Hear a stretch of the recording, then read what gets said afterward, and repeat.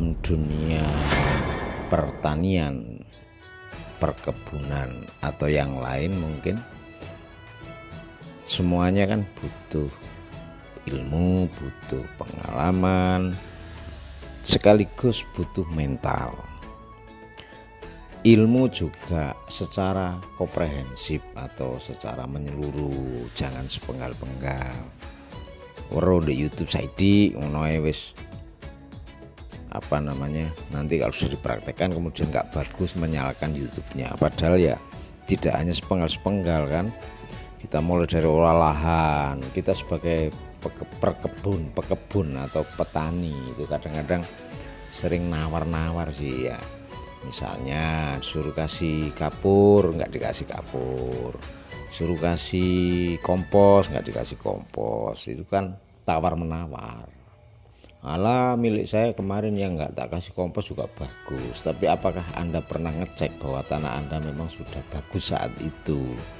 Nah, ketika sudah ditanami bolak-balik kemudian jelek, Anda nggak ngerti rahasianya, nutrisinya sudah terkuras habis tapi nggak ditambahi, akhirnya kesimpulan itu menjadi salah lagi, Anda belajar dari nol lagi.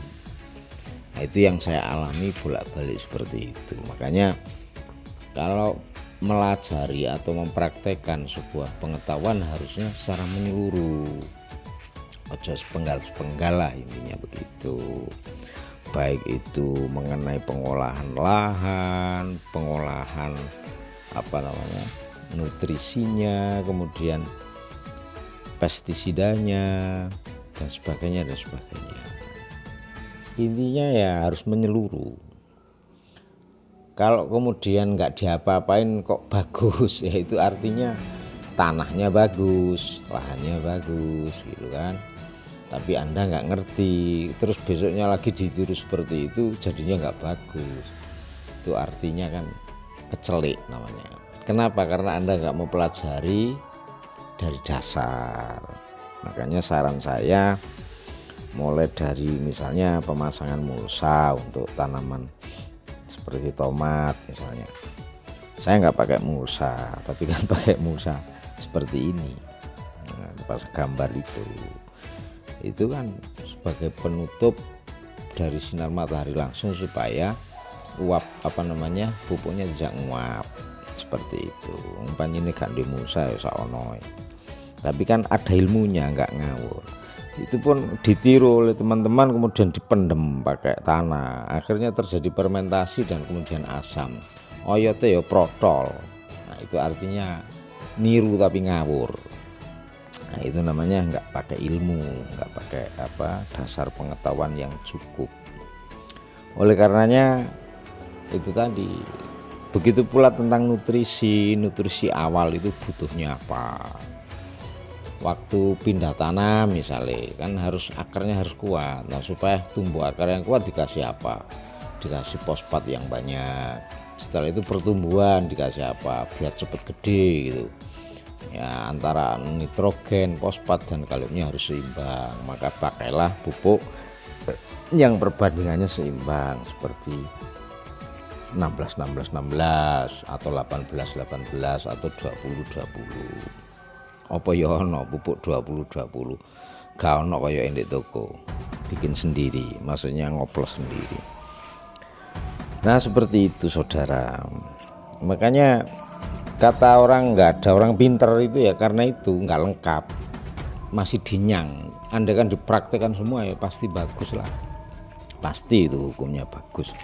Soalnya ya di dalam merawat, memberikan nutrisi dan menjaga porositas tanah dan sebagainya, itu kan semuanya diperlukan agar tidak terjadi masalah di kemudian hari.